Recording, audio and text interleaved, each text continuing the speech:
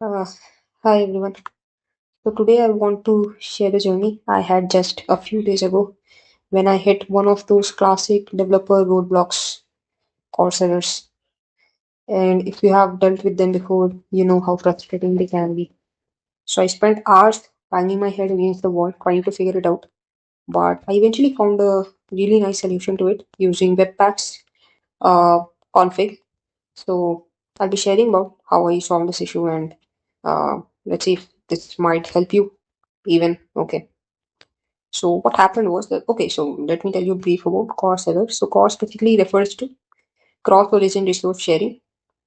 So this basically means that suppose, like basically in dev setups, we run, so we are running suppose our front-end app on localhost.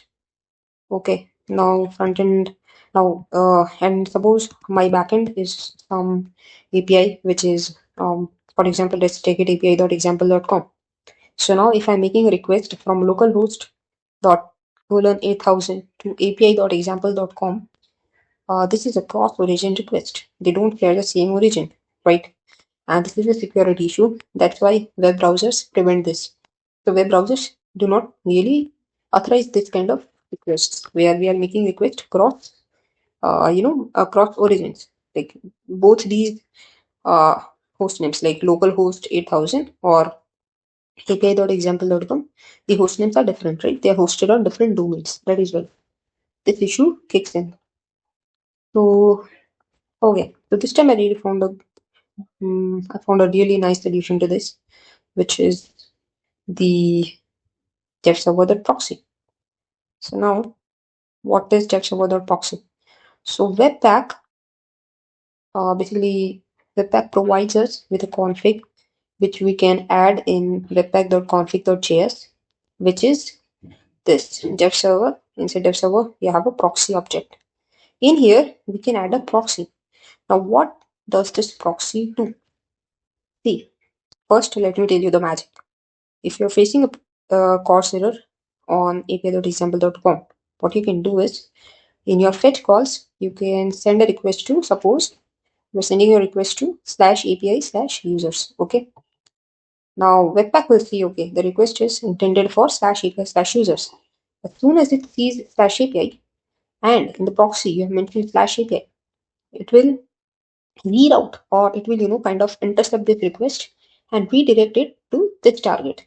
So the call will move to api.example.com.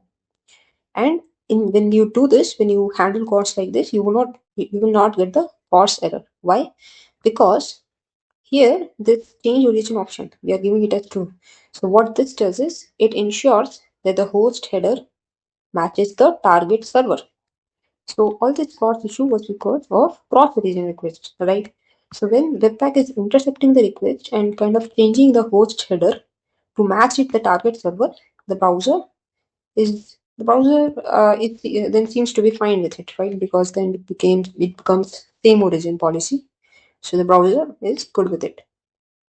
And uh, this basically this part proxy, in here you have quite a lot of options. So you can also, if you want to, update the request and change certain if suppose you want to change slash API to slash v, you can do that. All of those options are available. In case you want to send certain extra header tokens, so you can intercept the request here and you can try sending the extra auth tokens using on proxy request. So here you will be able to basically, if you do something like this, you will be able to add a header in here. So you can add some headers. Okay, suppose, so in my case I had to add some auth tokens so that I was able to do it in here. And also you can add log level debug, etc. stuff. Like for more information, you can obviously refer to the documentation. But this is a brief on how you can solve CORS error in a much better way.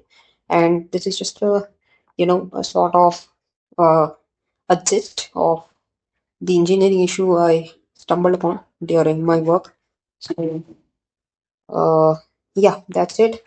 If you find this really helpful, uh, maybe you can consider liking the video. That's all.